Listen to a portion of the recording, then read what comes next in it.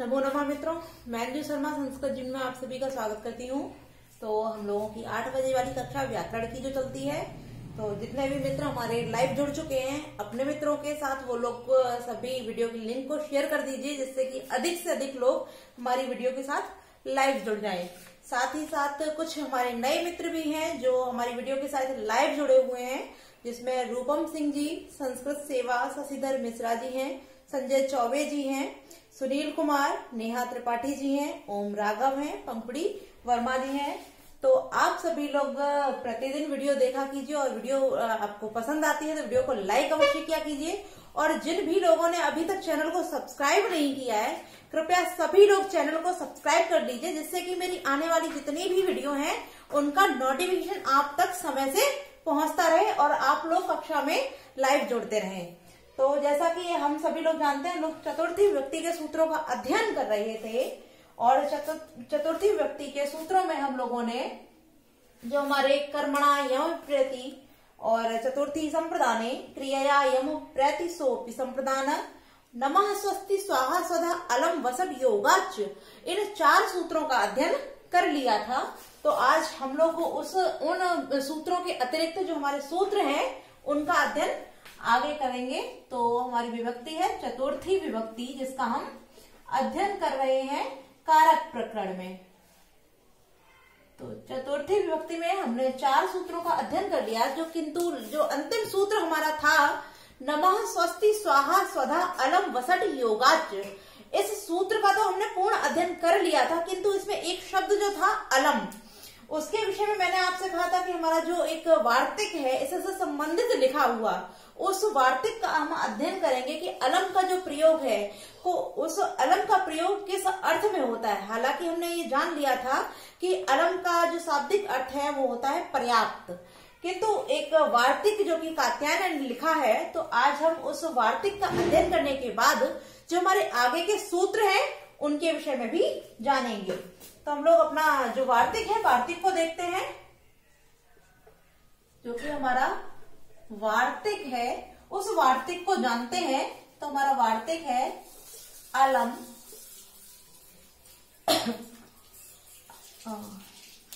अलमिति है। यहाँ जो हमारा वार्तिक है वो है अलमिति। अलमिति पर्याप्त्यर्थ ग्रहणम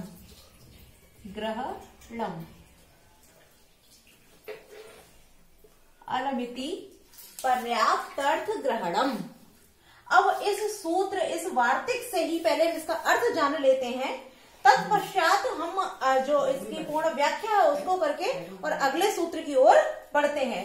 तो अलम इति यानी अलम का जो अर्थ है वो क्या बोला गया है? पर्याप्त। अलम इति, अलम ऐसा, पर्याप्त अर्थ ग्रहणम, अर्थात जो अलम शब्द है उसका पर्याप्त अर्थ ऐसा ग्रहण किया जाता है। तो यहाँ अलम का तात्पर्य क्या हो गया? जो हमारा अलम है इसका तात्पर्य हो जाएगा पर्याप्त। जैसा कि हमने नमः स्वस्ति स्वाहा स्वधा अलम वसट योगाच सूत्र में भी पढ़ लिया था कि अलम शब्द का अर्थ होता है पर्याप्त।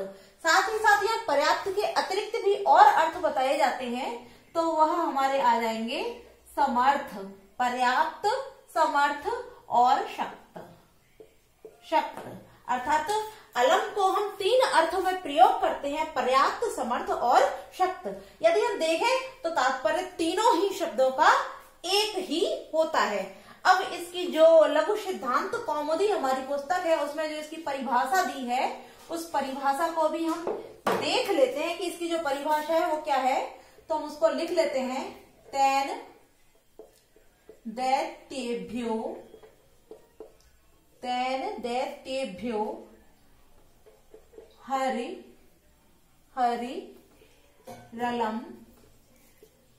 हरिरलम प्रभु समर्थ शक्त इत्यादि।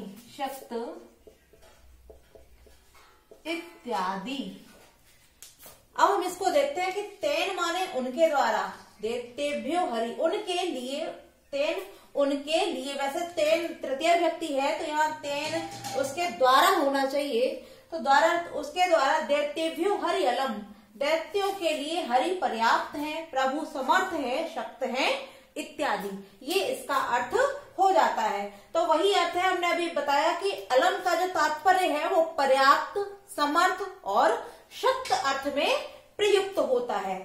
जो पर्याप्त है, शक्त है या समर्थ है, वही अलम के अर्थ में लिया जाता है। अलम से संबंधित एक जो सूत्र था हमारा अलम योगेन, उसका जो अध्ययन था हम लोगों ने तृतीय व्यक्ति में भी किया था। तो वहां जो अलम का अर्थ बताया है वो है निषेधार्थक, अर्थात किसी चीज के लिए निषेध करते हैं, रोकते हैं, तब जो अलम का अर्थ होता है वो तृतीया हो जाएगा। किंतु जब पर्याप्त, समर्थ, शक्त अर्थ में हम अलम को लेते हैं तब वहां तृतीया ना होकर चतुर्थी होती है। तो हमने इसके दोनों ही अर्थ जान लिए कि जब अलम निषेधात्मक अर्थ में हो, जैसे मत करो या वश करो, तब वहां तृतीया होगी, किंतु जब अलम पर्याप्त, समर्थ और शक्त अर्थ में होगा तब वहां चतुर्थी विभक्ति का विधान किया जाएगा। तो हम लोगों ने इसके अर्थ को भी जान लिया और इसकी परिभाषा को भी जान लिया है। अब जो इसके उदाहरण है उसको भी देख लेते हैं, जैसे कि जो हमारी परिभाषा थी वही इसका उदाहरण हो जाता है। दैत्येभ्यो हरि,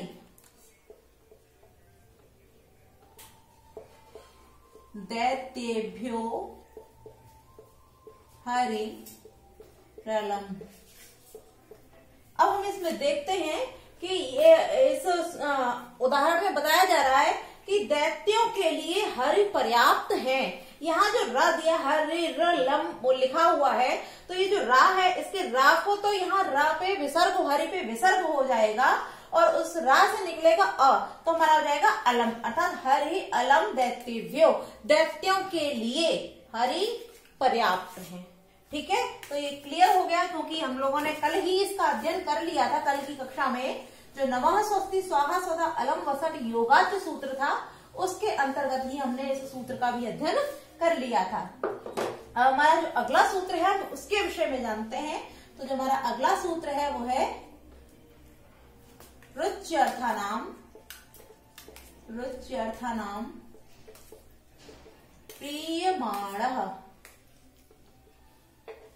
रुच्यर्थानाम प्रीयमाणः। अब यहाँ शब्द जो दिया है रुचि, रुचि का अर्थ होता है पसंद आना या प्रिय लगना। तो इस अर्थ वाली यानी कि रुचि अर्थ वाली जो धातुएं होती हैं, उन धातुओं के योग में चतुर्थी विभक्ति हो जाती है। अर्थात लेकिन किसमें होती है चतुर्थी? हमने ये तो जान लिया कि जो प्रिय वस्तु होती, पसंद आने वाली जो वस्तुएं होती हैं, रुचि धातु वाली, रुचि के अर्थ वाली जो धातुएं होती हैं, उन धातुओं के वाक्य में प्रयोग होने पर वहां चतुर्थी हो जाती है। किंतु चतुर्थी होती किसमें है ये भी जानना है। तो पसंद आने वाली धातुओं के प्रयोग में जिसको पसंद आता है, अर्थात जो प्रसन्न होता है, जो प्रसन्न होता है, उसकी संप्रदान संज्ञा होती है। तो इसके अर्थ को आप लिखना चाहे तो लिख सकते हैं कि पसंद आना, पसंद आना तात्पर्य क्या हो गया? रुचि अर्थ वाली धातुओं में, रुचि अर्थ वाली, रुचि अर्थ वाली धातुओं के, रुचि अर्थ वाली धातुओं के प्रयोग में, प्रयोग में जो प्रसन्न होता है, प्रयोग में जो प्रसन्न होता है, प्रसन्न होता है। तो तात्पर्य यहां समझ में आया कि पसंद आना या रुचि या अच्छा लगना जो हमारे शब्द हैं या इससे संबंधित, इससे जो मिलती जुलती जो धातुएं होती हैं या इसके अर्थ देने वाली जो धातुएं होती हैं, उनके प्रयोग में जिसको इन चीजों से प्रसन्नता प्राप्त होती है, जो प्रसन्न होता है, उस प्रसन्न होने वाले में अर्थात जो प्रसन्न होता है उसकी संप्रदान संज्ञा होती है, उसकी संप्रदान संज्ञा होती है। और आप सभी जान गए होंगे कि जिसकी संप्रदान संज्ञा होती है उसी में चतुर्थी हो जाती है। तो हम लोगों ने जाना कि पसंद आना, रुचि अर्थ वाली धातुएं, चाहे प्रिय हो, रुचि हो, अच्छा लगना हो, ये सभी एक ही अर्थ देती हैं। तो इन अर्थ वाली धातुओं के प्रयोग में जब कोई प्रसन्न होता है तो उसकी जो प्रसन्न होने वाला जो व्यक्ति है उसकी ही संप्रदान संज्ञा हो जाती है। और जिसकी संप्रदान संज्ञा हो जाती है वहां चतुर्थी व्यक्ति हो जाती है। जैसे कि इसका उदाहरण देखते हैं, मुझे लड्डू अच्छे लगते हैं। मुझे लड्डू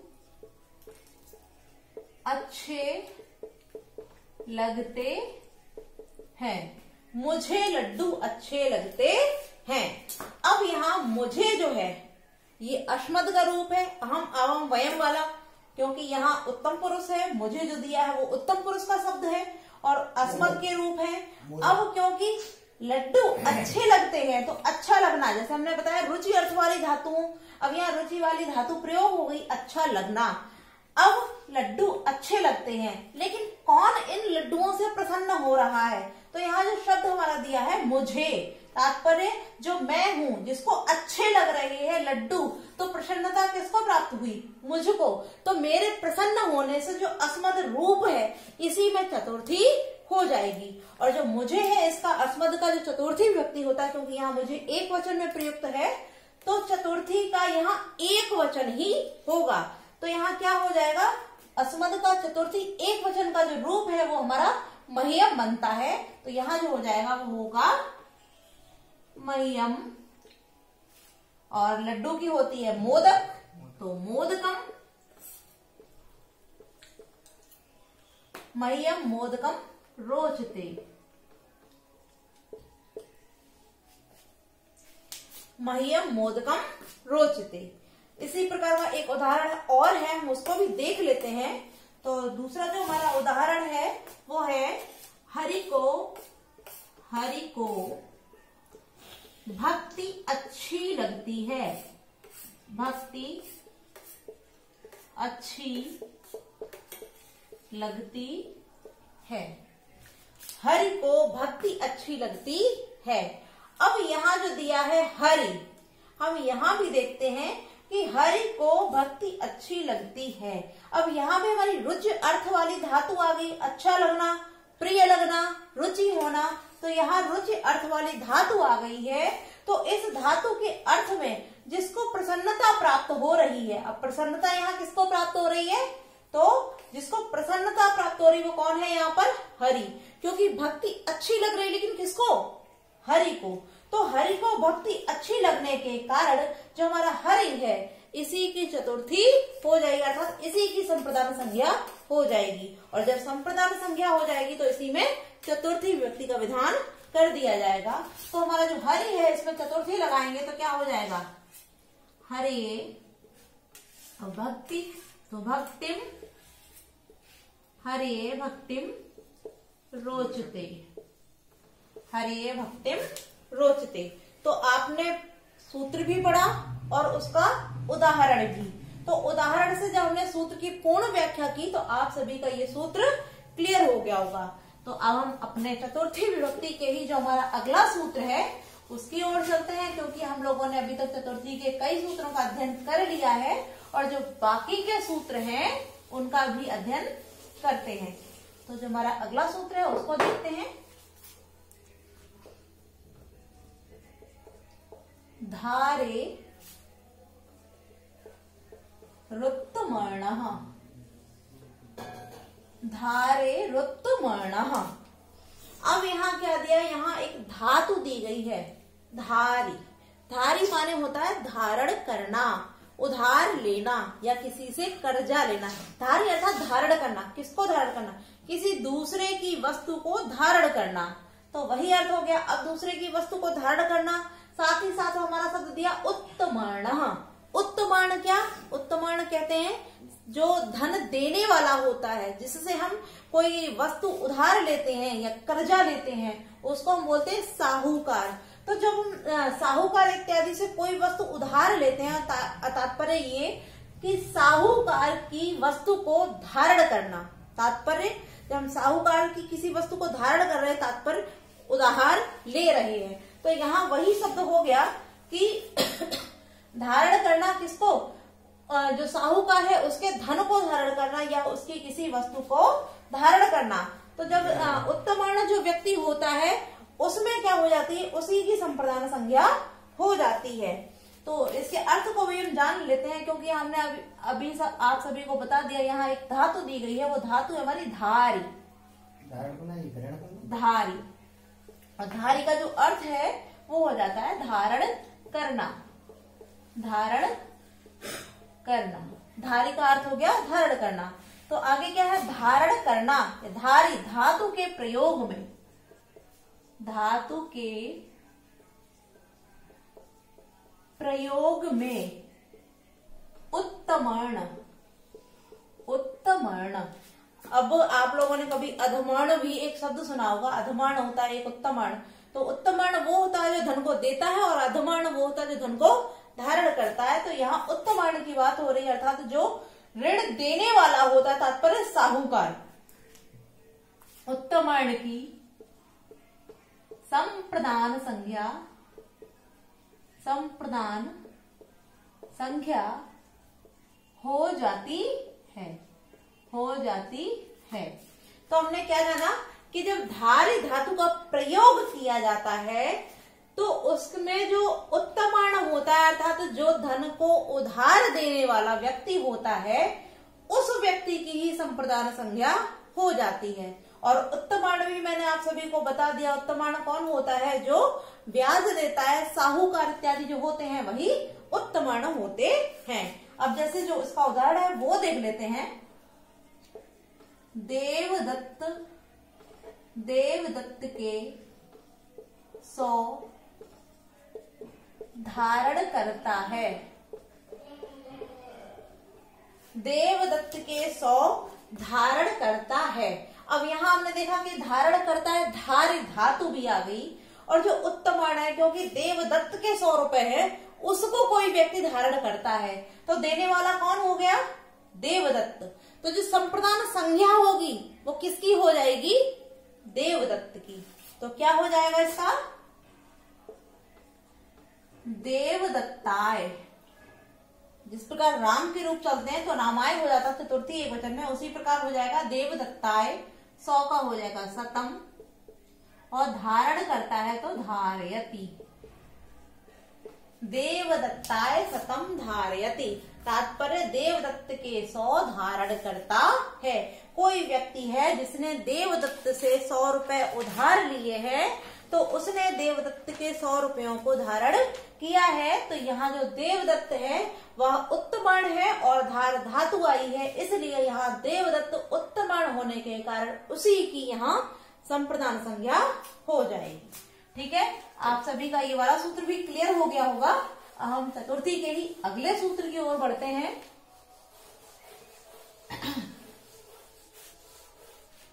तो हमारा जो अगला सूत्र है वो है इस प्रहे रीप्सितः। इस प्रहे रीप्सितः। अब जैसे हमने अभी एक सूत्र पढ़ा था धारे रुत्तमाणा, वहां भी एक धातु थी, उसी प्रकार इस सूत्र में भी एक धातु दी गई है, वो है हमारी इस प्रह। इस प्रह। अब इसका अर्थ क्या होता है, इस प्रह का अर्थ होता है चाहना या इच्छा करना। चाहना या इच्छा करना। तो इस प्रह माने होता है चाहना या इच्छा करना। अब यहां भी वही चीज है कि इस प्रह धातु के प्रयोग से इष्ट पदार्थ की संप्रदान संज्ञा हो जाती है। तो हम इसको पहले इसकी व्याख्या लिख लेते हैं कि इस प्रह धातु के प्रयोग से इष्ट, जो इष्ट पदार्थ होता है, इष्ट पदार्थ, तात्पर्य इष्ट पदार्थ पहले हम क्लियर कर लेते हैं कि इष्ट पदार्थ क्या है। जिस चीज की इच्छा की जा रही है, जिस चीज को चाहा जा रहा है, जिसकी अभिलाषा की जा रही है, वही हमारा क्या हो जाता है, इष्ट पदार्थ। तो इष्ट पदार्थ की संप्रदान संज्ञा होती है। तो हम लोगों ने जाना कि स्प्रह माने होता है चाहना या इच्छा करना, और इससे संबंधित जो धातु होती है, इच्छा करना आ जाए, चाहना आ जाए, कामना करना आ जाए, तो वहां उसी धातु के प्रयोग से इष्ट पदार्थ, जिसकी अभिलाषा की जा रही है, उस इष्ट पदार्थ की ही संप्रदान संज्ञा हो जाती है। अब जो इसका उदाहरण है हम वो देख लेते हैं। जैसे फूलों को चाहती है या फूलों की इच्छा करती है, फूलों को चाहती है। अब हमने देखा कि कोई लड़की या कोई युवती कोई भी है, तो वो क्या कर रही है, फूलों की इच्छा कर रही है। आप यहाँ जोड़ना चाहें तो जोड़ सकते हैं, रमा, लता, गीता, मीर, जो भी जोड़ना चाहें वो लगा सकते हैं कि रमा फूलों की इच्छा करती है या मीरा फूलों की इच्छा करती है, आप जो चाहे वो लगा सकते हैं। तो यहाँ क्या है, फूलों की को चाहती है या फूलों की इच्छा करती है। अब चाहना, क्योंकि स्प्रह धातु का प्रयोग यहाँ पर कर दिया गया है, तो स्प्रह धातु प्रयुक्त हो गई है, इसलिए जिसकी इच्छा की जा रही, जो इष्ट पदार्थ है, अब चाहा किसको जा रहा है, फूलों को। तो फूलों को चाहने के कारण यहाँ जो फूल है, इसी की जो है संप्रदान संज्ञा हो जाएगी, और जब संप्रदान हो जाएगी तात्पर्य वहां चतुर्थी व्यक्ति हो जाएगी। अब क्योंकि यहाँ फूल जो है वो बहुवचन में है, तो बहुवचन में होने के कारण जो चतुर्थी लगेगी वो किसमें लगेगी, बहुवचन में। तो यह चतुर्थी बहुवचन जो हो जाएगा वो क्या हो जाएगा, पुष्पेभ्य स्पृहयति,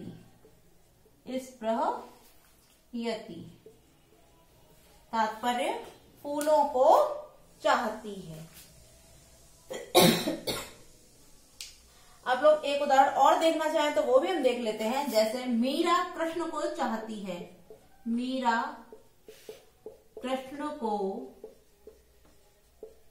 चाहती है। अब यहां भी हमने देखा कि जो हमारी स्प्रह धातु है वो आ गई है, और जिसको चाहा जा रहा है वो अभीष्ट कर्म या इष्ट पदार्थ है, वो हमारा कृष्ण है। तो मीरा में नहीं, किसमें, जो हमारा ईप्सित पदार्थ है, इष्ट पदार्थ है, उसमें चतुर्थी होगी। तो क्या हो जाएगा इसका, मीरा कृष्णाय स्पृहयति। तो आज हम लोगों ने अपने चतुर्थी व्यक्ति के 3-4 सूत्रों का अध्ययन किया है, तो आप सभी को ये सूत्र क्लियर हो गए होंगे। तो आज के लिए हम इतना ही